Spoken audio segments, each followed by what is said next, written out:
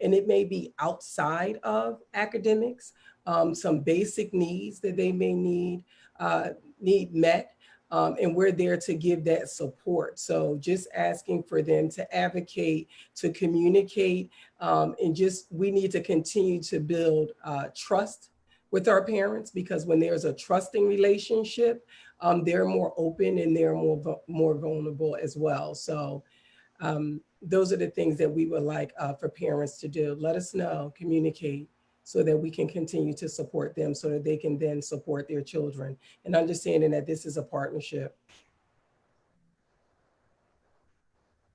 Ayana, what do you ask your parents to do at Kumba Academy? You guys did so much during the summer. What did you guys ask of your parents?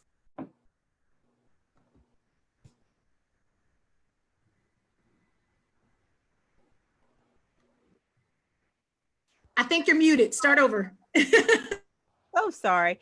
We're asking them to remain engaged, and that is either through surveys, emails, calls, which they will do. For again, we want their input and their feedback, but we're also asking them to work with their students over the summer with whatever. If it's reading a book to them, making sure that they're getting logged on or doing some type of academic work, because another main issue with this whole thing for me is just the equity that is going. This is a big educational equity issue. So there are many families that this is not a big deal. They have a parent that can stay home with their kid and make sure that they get online and make sure that they do their assignments. I have a lot of families, they're single parents. They might have lost their job, or they're essential workers and they're working all these hours, and then to come home at 6 and then try to get their kid to do work is really hard. And so I know that this amount of time out of the building is going to hurt our kids academically more so. So just really trying to do whatever you can to stay engaged. The staff and the parents and the teachers are there to support, but just remembering at the end of the day, we still need our kids to get their education. And sometimes it's going to be hard, but we have to do what we have to do to make it happen for them. We have a question. I'm sorry, go Joel. No, Joel, you go. Sorry. Well, no, I was going to say, you know, our some of our norms within even our senior leadership time is to stay engaged and to experience that discomfort together. And that's what we're talking about. I mean, you've probably heard that mantra from me, this idea of doing things together, that African proverb of if you want to go fast, go alone, but if you want to go far, go together. That's what we've been leaning towards. That's what we've been pressing in on, is to move together. And even in that togetherness doesn't mean that we agree on everything, right? But we are willing to link arms, particularly when it gets difficult, experience that discomfort. And we do believe when that happens, great things happen from that. It's not wishful thinking. It's not, I hope. My grandmother used to make hope biscuits. She hoped they came out well. No, it's that, hey, we are going to do all the planning possible in order to make sure that we can do what's best for our students and our teachers. But it is a challenge, and you really do have to experience that discomfort together. No one has the magic pill. That's what I'm actually, I feel very relieved, particularly from my board, is they're not expecting me to have all the answers, but they are expecting me to stay engaged with all the stakeholders. And that is absolutely what I'm committed to doing. That's hilarious. Hope biscuits. I think I have a lot of hope biscuits myself. Okay, so I have a question that came in, guys. Someone, Brett Felder, actually said, how will schools support parents who have to work? Actually, Ayana went right there. Perfect transition, and have consistent or no daytime childcare for their children. I was actually surprised to find out that a lot of daycares silently stayed open through all of this. But what happens to the ones that don't have that programming? So what are you guys offering for those parents?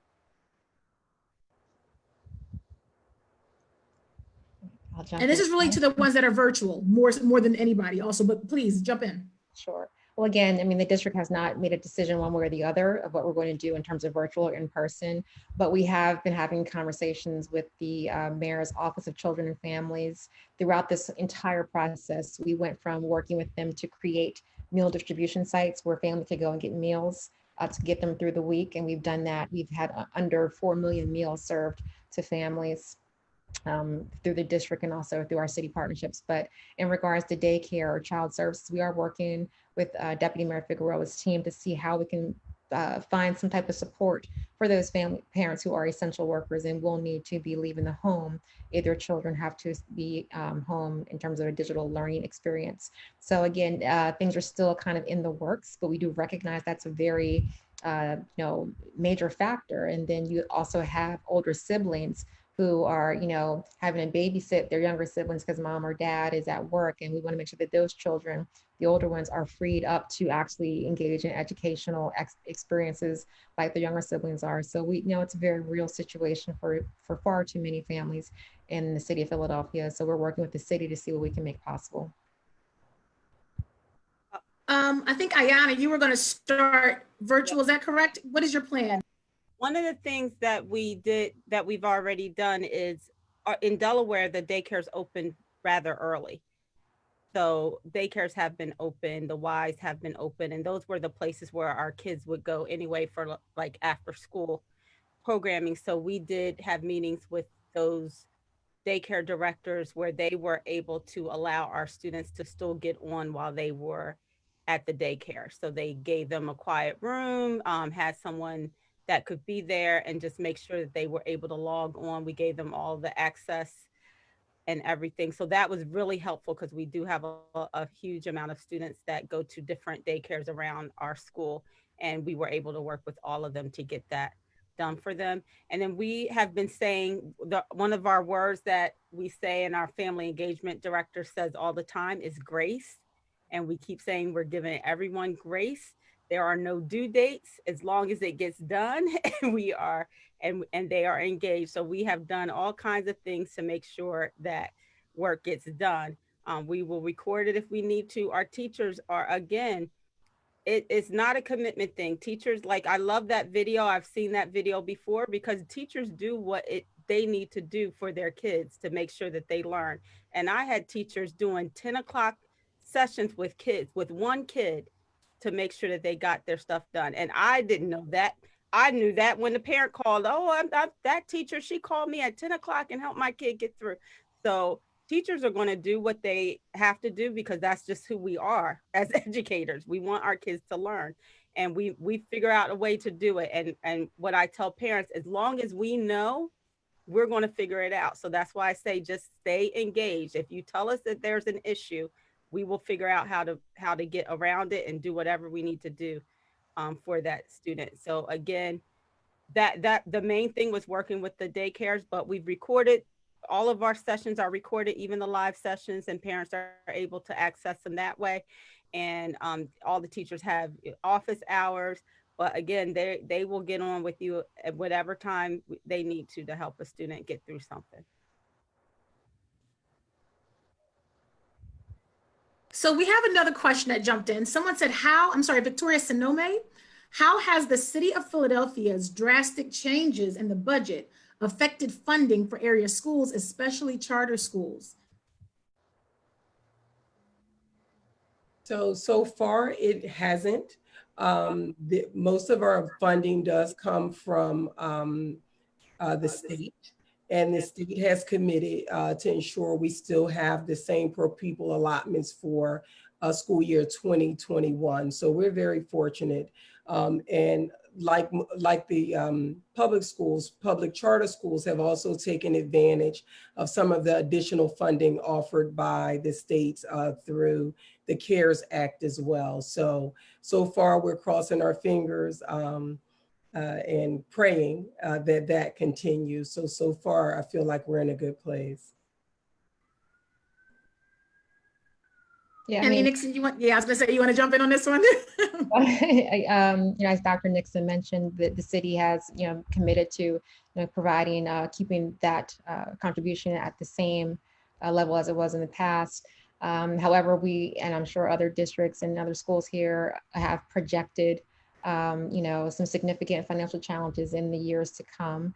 And so that is why, again, we are hoping that the HEROES Act, the passage of that, will be able to help out as well. So I think right now, and this is, 2020 is a very important year in terms of, elections and things of that nature. So we need to make sure that our parents understand the power they have of their advocacy and making sure that we keep that funding where it needs to be. I don't think there's ever enough, to be quite honest, to, tackle the massive work that is education. However, we need to make sure that people stay engaged and let people know that they are not going to let our elected officials, go to sleep at the wheel when it comes to funding our schools.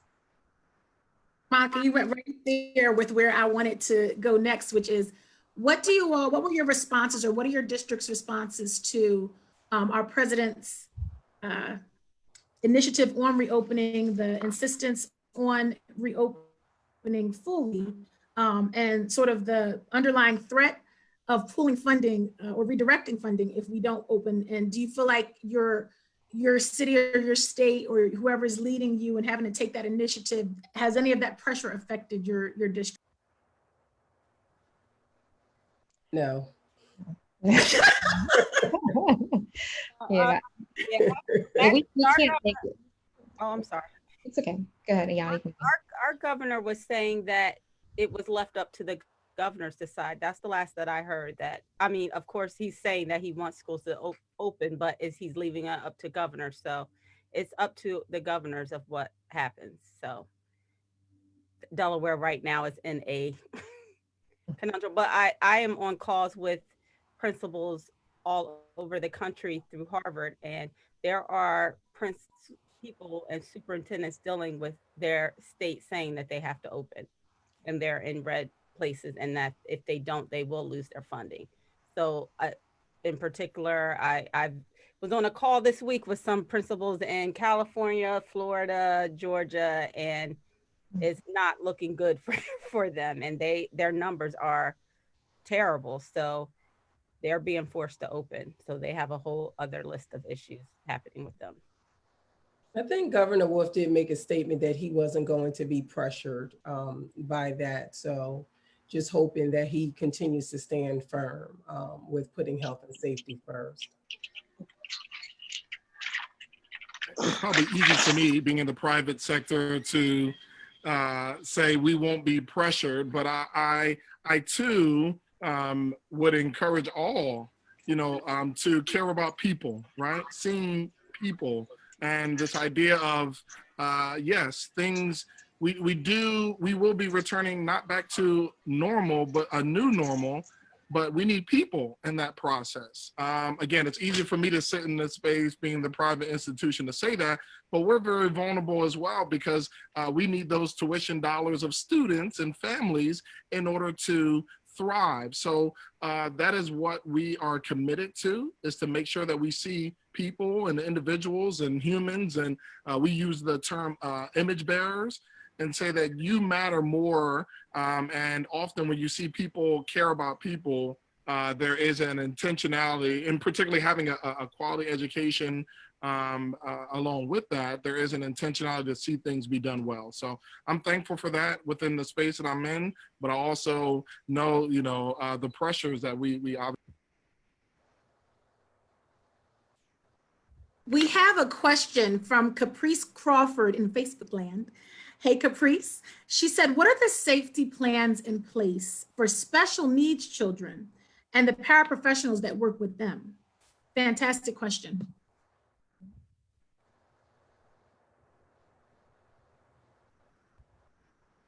I know that I think it's a fantastic question, and I think it's an issue that educators have been grappling with across the country.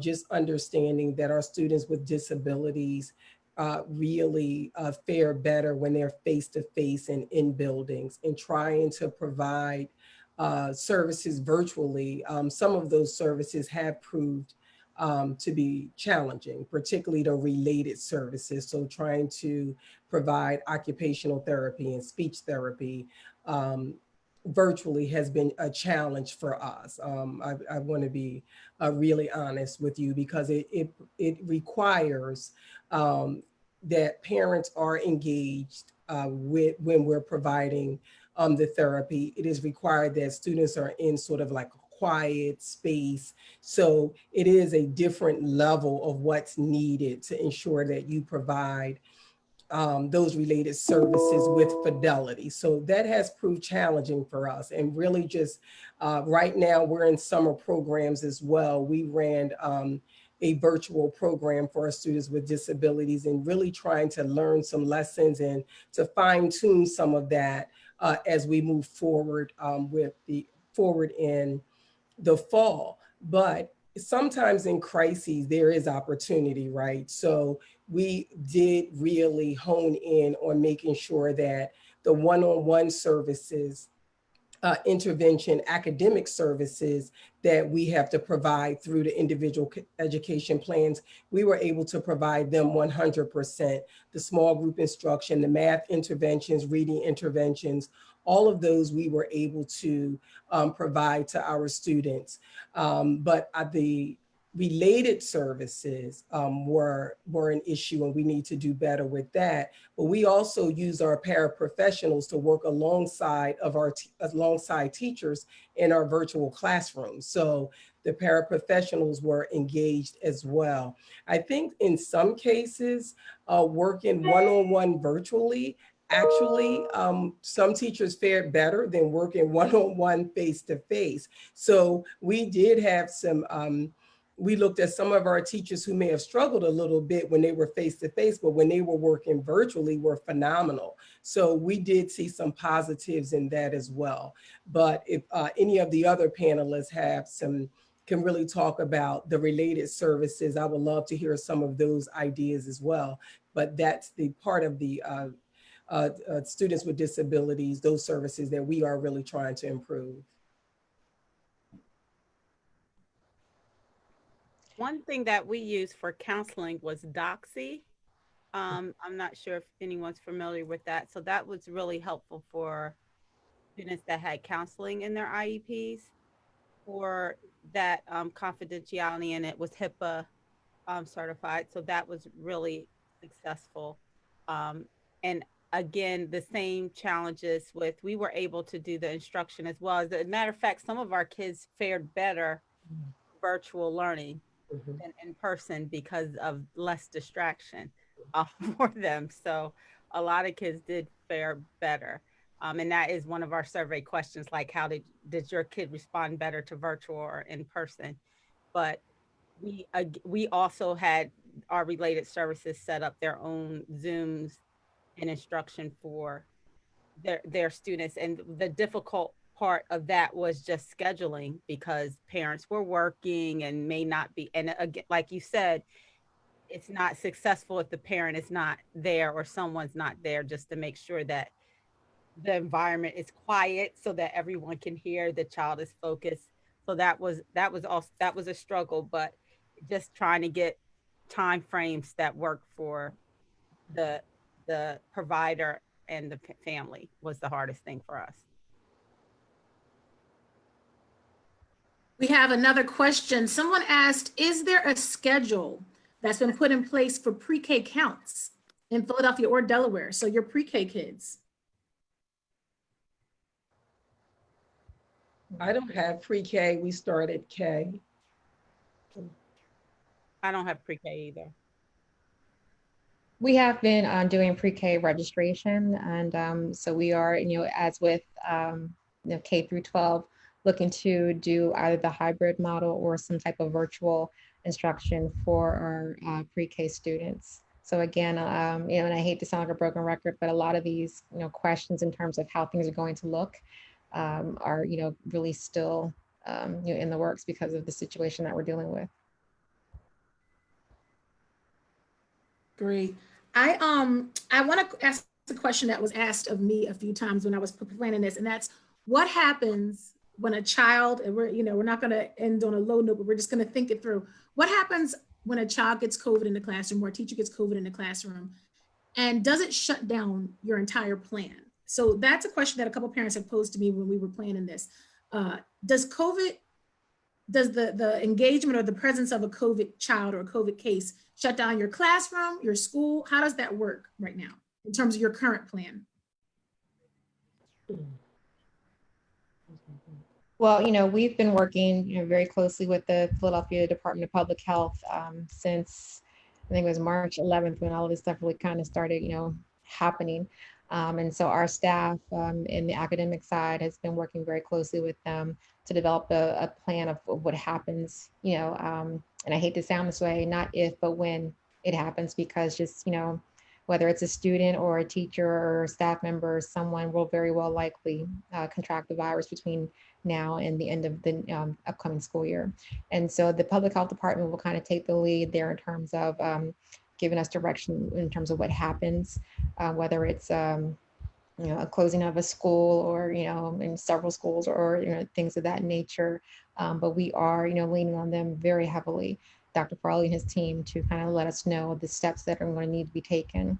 And then of course, if there a situation does arise and a classroom or school needs to be closed down, deep cleaning will be enhanced. We have 5 major cleaning components that we're doing, beginning with our summer cleaning, to daily cleaning, to really intense cleaning. And if a situation did arise where someone did test positive, then, best believe, from top to bottom, it'll be deep cleaned, and we will wait to get the green light, so to speak, to return to that area from the health department. I would say the same, like we have to rely on what the CDC says, but most schools that are in the planning process, if you have to be hybrid, you can't have the same number of students in the building because you have to have that 6 feet distance. So I'm talking from the Delaware plan guidance document. Not sure what Pennsylvania's or Philadelphia's is, but so we have to go down to, we would only be able to maybe have 50% of our students in the building at a time. So the way that we are looking to plan is that the kids would only have interaction with one adult. And so we would be able to, if someone contracted it, we would be able to contain it and we're hoping not have to shut down everything, because we're not having children move from place to place. We may have some schools in Delaware are thinking that even for a break, that the kids, even if we have to go back, that it would only be for a half a day. So kids would be dismissed after lunch, and then you don't have another teacher having to come in to do a break. So, but then the cleaning and just making sure that we are keeping it small, the interaction. So the things like with specialist teachers who see the majority of kids in a building, we are looking at that being fully virtual anyway, because they would, if they got something, they would expose, if in our normal day would expose everyone because they see everyone. So we're not having them to do that. We're having them to plan their activities virtually on our off day. So we're looking at maybe an AA break BB plan. And so that kind of contains those kinds of things. But we did shut down before this whole thing happened, because there was someone who may have had it, who had traveled out of the country to a place where it was a hot spot and started to have symptoms. Fortunately, it came back negative, but we didn't know that. We shut down the building, and then when we were ready to come back and had the diagnosis that he didn't have COVID, then the whole everybody shut down. So we had been off before everyone else was. So we've had to deal with that already. Okay, I want to ask this question. We're going to shift gears one more time. This is gonna be about you guys personally. What has this period taught you? What has this period, this moment, not just in your industry and in the leadership position that you've been in, but also also personally, what has this taught you, or what have you gained from this? We are so impressed, and I want to tell everybody out there, I don't care where you are, on the Zoom, on Facebook, wherever you are, type in the name of a favorite teacher, a favorite professional in the district. Just type someone's name in here. We want to shout some names out before we finish up. But I'd like to ask each of you, what has this taught you, or what have you gained from this moment in time that none of us could have expected?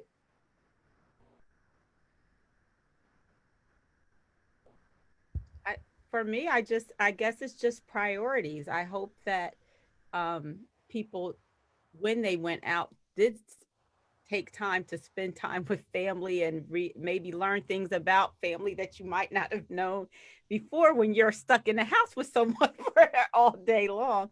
But I just hope that people had a chance to just really reconnect if they hadn't, to slow down, to be creative and just value family and relationships. Like I am a hugger.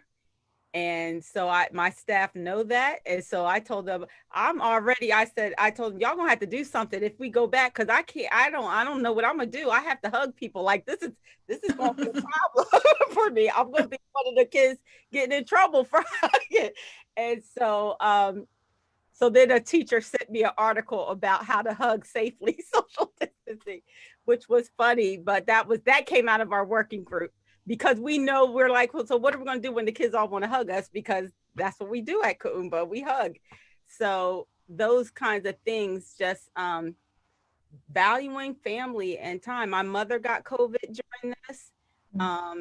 And and then my father was in the hospital. My grandmother turned 100 and I was not able to go to her like celebrate in person. And that really bothered me. But I think we just have to take care of ourselves. I think mental health is going to be big now. We really have to, I was saying to staff, if we have to go into a quarantine again, I don't know if everyone, like some of my students, are going to be able to handle that, because they already are struggling now. So just making sure that we keep caring about each other and taking care of each other. It's not about all the time. That's right. Absolutely. How about you? I think I agree with a lot with what Ayana said, and I think personally, just thinking about sort of priorities and values and families, right, and what really matters, and just use it as some time to check in on family members and friends who hadn't talked to for a really long time, and just understanding just the value of human connection. And I think professionally, we talk a lot about community schools and we talk a lot about partnerships. But I think this pandemic and COVID made it real, right? That if we did not come together, or if we don't continue to come together as as communities, that this pandemic will continue to really impact our families in ways that we probably never thought about. So just having, using all of the community resources that we have, and ensuring that schools are really and intentionally working with families, right? So a lot of what we found out during the pandemic, honestly, we should have already known. So we should have already known about families who didn't have internet connection or who didn't have computers in the home. We should have known it already. So just, I think, putting heat and light on the work that we should be doing with families, and really looking at community schools and community engagement, and seeing partners, I mean, parents as partners, and all of the businesses as partners, has to be real for us. And then understanding that school doesn't have to stay the same for 400 years, right? That you could do schooling in a different way. And I think this has forced us to think about, how do we use our resources in a different way? How do we use our teachers in a different way? What does leadership really look like, right, in a crisis? So I think with what I kept preaching to my principals and teachers is that, what are the opportunities here? We always talk about working one-on-one with students. Well, here's a time where you can work one-on-one with your children. We always talk about the power of small group instruction.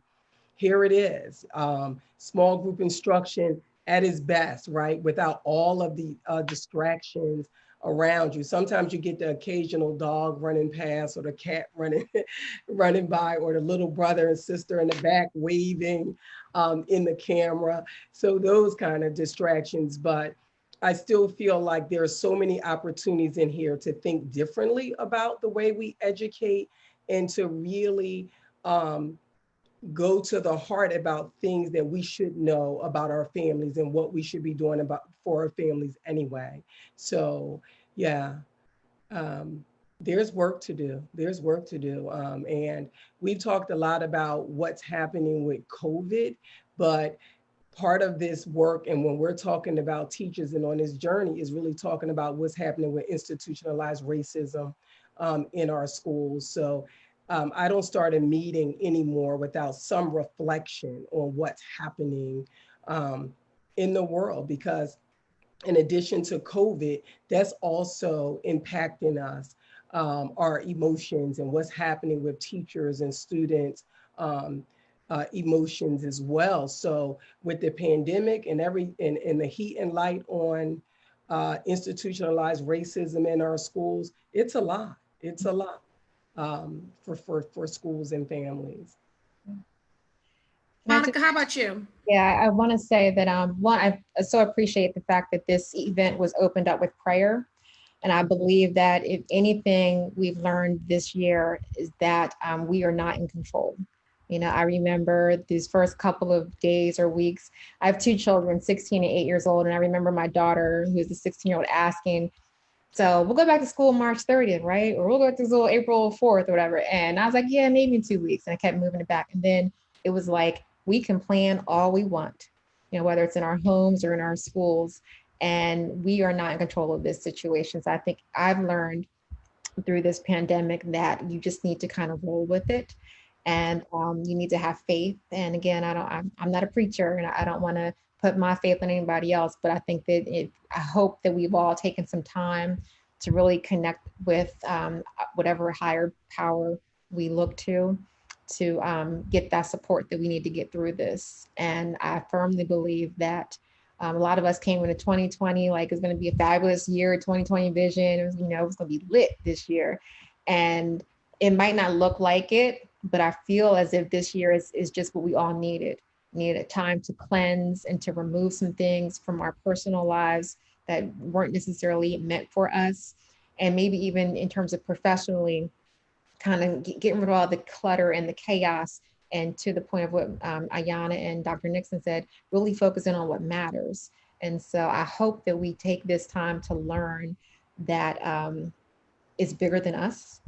Yeah. You know, and that, you know, together we can really do a lot, but we need to really, you know, kind of focus less on self and more on us, on, you know, the universe, if that makes any sense. It makes all the sense in the world. And I want to, Joel Gaines actually had a little bit of technology issues. He's having some connectivity. He's actually in high altitude, but he wanted me to pass this last word along. He said, if you want to go fast, go alone. And if you want to go far, go together. He wants to remind us that his school and that all of us are committed to fulfilling our mission, especially during this time. I want to thank all of you, and I want to take a moment to shout out some amazing teachers and some amazing names. You guys can shout them out too, because these are the people that are making this happen. First of all, parents, shout out to you for partnering with these schools, for partnering with the teachers, for not being, you know, difficult and abrasive, even though it's difficult for all of us. But I think our partnership is what's going to make this best for the children. And let's look at some of these names we have out here. We have Sue Kate of the Montessori School of Columbia. We have Rebecca Davis, who's my mom and former teacher. And we have Bill Porter, academic advisor at Frere Charter School. We have, let's see who else. Corey Bartley Studemeyer of the Kennett School District. Anybody else want to shout out some more names? William Bryant for math, Mr. RJ McDaniel for math. Anyone else? I don't want to interrupt. Well, for me, Barbara Fox was my 10th grade English teacher at William Penn High School in Newcastle, Delaware. And she was phenomenal. And I love her to this day. Absolutely. I had William Murphy at Girls High, who was actually my choir teacher at Treble Clef. That man just had the most patience and gave the most love and made us, that's when I realized school can be family for the first time. We have Mr. Adelman, computer science, Frank Natalie at chemistry. Let's see, who else? Anybody else want to shout some more names out before we close? I want to make sure I don't miss any. Felicia Mercer, someone said. Denise Henry on Facebook land said Felicia Mercer. We just want to make sure you guys know you're appreciated. Joyce Guy Patton, a former principal. We thank you for all you're doing. We thank you for the press. We thank you for the energy you're putting out here that is saying that we know it's not easy. We know this is nothing we've ever seen, but we're here. And as our leaders, it makes all the difference in the world to have leaders that have wisdom and that are making wise choices for all of us. Just as a unit, I think we're going to make it. No, I know we're going to make it. So thank you to this amazing panel who has been here. Yes, keep putting those names in. We are going to shout those teachers out. We also saw some businesses were on here. And as promised, we have some winners of today's raffle. Let me make sure I get my raffle names together. Tonight, you guys are going to win some custom FunTimes magazine hats and face masks. That's like the new candy, right? Like if you can get a face mask, what? So we want to first of all congratulate Kelly Woods. You won a FunTimes magazine hat, courtesy of Live Prints. And Danny McAddy, same thing. You won a FunTimes magazine hat, courtesy of Live Prints. We want to actually, believe it or not, congratulate Dr. Penny Nixon. You won a FunTimes magazine mask. And Dana Johnson, I know, right? Who knew you could win? See, you never know. They're never gonna pick it though. I don't know how that happened, but See, it's all right though. We're gonna hook all y'all up actually. And we want to congratulate one more person, Dana Johnson Robinson. You won a FunTimes magazine face mask courtesy of Live Prints. And you too. That's right. Dana Robinson is one of those that was a homeschool teacher for years and converted and became an actual teacher, changed careers and everything. So she is in the middle of this fight with all of us. That's what I mean. You guys are amazing. We're excited to have you guys on here. Yes, people are still shouting out more names. Dr. Levioff, I'm not sure if he's a music teacher. Jackie Wiggins for English. So you guys are amazing. We're so excited. I want to take a moment to turn this event over to our fearless leader, Eric Nzaribi, and let him have a few moments to talk to us all. Thank you so much. Thank you, Jennifer. Thank you. You've done a great job. I want to thank especially our speakers, Monica Lewis. Monica, thank you. I appreciate our senior colleague in communication, and Dr. Penny. Dr. Penny, I was back and forth with her on LinkedIn. And of course, through Jennifer, I got to know about Ayana and Joel. I really appreciate the presentation today. Of course, Nana covers this event from Ghana. So I want to say a big thank you to Nana. Ghana is almost 11 o'clock, going to maybe 12 o'clock. So I want to say a big thank you. Tom helped us with the t-shirts, so he's in charge. Tom Smith is in charge of all these. So I want to say a big shout out to you. And yes, I think it has been a very rewarding evening. May I say a big thank you to Gloria. Gloria is also a member of our board. Gloria, do you have a few minutes to say something? I just wanted to say thanks, everyone. Definitely a topic that is the focus of our attention right now, as we know our children are leaders for tomorrow. And these are some certainly difficult times for them to learn in an environment that they're not so accustomed to. I myself, I'm in an IT space, and working in this space as an IT professional, it's been easier for us. But for the schools that have not been prepared for this pandemic, it's certainly a challenge. Not only for the children, for the parents and teachers who are going to be recognized. So I appreciate all you do in the school system for our children, our leaders for tomorrow, and I thank you for being a part of this. Thank you, appreciate. I want to say a big thank you to Cynthia. I thought I saw Cynthia London here, one of our women of influence. I want to say a big thank you to Devon Ellen. Devon, you have a minute? Are you there? Devon, okay. Oh, okay. And Jillian is also there. She put her information there, HR and benefits for you. Jillian, you have anything to say? Say hello.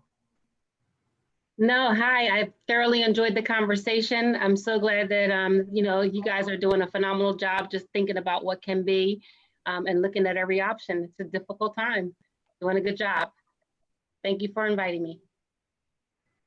Yes, and I see Mariam. Mariam said she's in charge. She does a design and websites. Mariam, you want to say hello? Yes, I can say hello. Hi, I'm Miriam from Miriam's Marketing Company. I design websites, offer email marketing, and I paint. I've done a few of those community trash cans that's around Southwest Philadelphia, as well as a few other initiatives in our city, and I teach as well. So I teach for the school district. I usually teach math. So that's it. So, hello, everybody. Feel free to reach out if you need to. My information.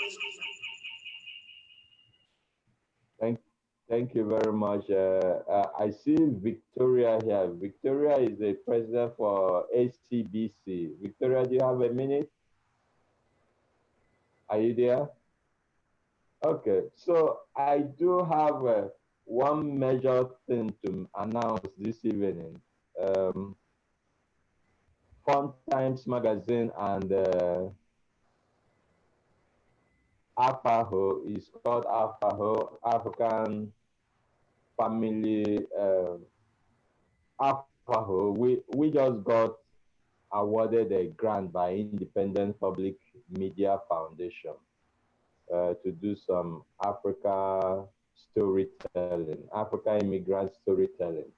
It was $60,000 between the two organizations. So I think it has been a very big boost to what we do in the community. It's been a long time coming, and I want to thank every person who continue to uplift our community, who continue to share you on the panelists. You are out there, you're watching out for all of us, for our family. We'll continue to promote you. Might put this out there really quickly. We're going to send out some questionnaire to you so that we can complete an article. Monica and Dr. Penny, we sent out a questionnaire. We are still waiting for the response, right? So we're going to send out a questionnaire so that we can complete some articles for our file. I want to say a big thank you. FunTimes is really proud to associate with you people, and together I'm sure we'll go places. That's it. Jennifer, back to you. Thank you, fearless leader. So I want to once again thank you guys all for joining in tonight. I want to thank you for sharing your teachers' names and your stories and your feedback. We're going to make it. We also want to make sure you guys know, for your schools and administrators, if you guys want to have a brain break, we have a fantastic company, DJ Tommy Live, who's on the event tonight, actually offers live brain breaks for your kids. So he will be able to provide 15 to 30-minute intervals of dancing with clean music for your kids. And if you guys are interested, hit us up. Information's in the chat. You can also reach me at Jenny the CEO on Instagram. Thank you for being here. We hope you guys subscribe to FunTimes magazines. Oh, we have a poll we're gonna pop up on you too. So guys, check out the poll that's coming up. Please respond. It's a quick 1, 2, 3, and you're out. While that's coming up, we're gonna make sure you guys go online to funtimesmagazine.com and subscribe. We wanna make sure you guys are on our Facebook. Shout out to our Facebook family out there. We appreciate you guys joining in. Make sure you like the Facebook page so that you guys are always aware when FunTimes Magazine has events coming up. We do them about every 2 weeks now, and we have some really big topics coming up. including like HBCUs and things of that nature. So it's going to be fun. We also want to thank one more time our sponsors, Independence Blue Cross Foundation, PICO, Beach Companies, Brown ShopRite Superstores, and the U.S. Census 2020. And then to this fantastic FunTimes family team that puts this together. You guys have no idea. As soon as they hang up on here, they start the next event. They are tireless and they are amazing. We want to thank, of course, our fearless leader, Eric Nzaribe, for always leading and guiding us. We want to thank Susanna Kate. We want to thank our own Sandy Lawrence. We want to thank Nana Amaado, who calls in from Ghana. I can't believe it. She's amazing. Please check out her page too. Diamond Jones, who's quiet in the background, but doing so much for us. Walter Wirtz, he is our organizer extraordinaire. Alyssa Yamazaki, always doing so much in the background. Timothy Schreiber and Angel Park. Thank you all for making this happen. My name is Jennifer Smith. It is my pleasure to be your host. Hit me up at Jenny the CEO on Instagram or on 215-317-7722 for any of your printing or business needs. We are so grateful to have you as part of our family. Have a great night. Let's end it with some music.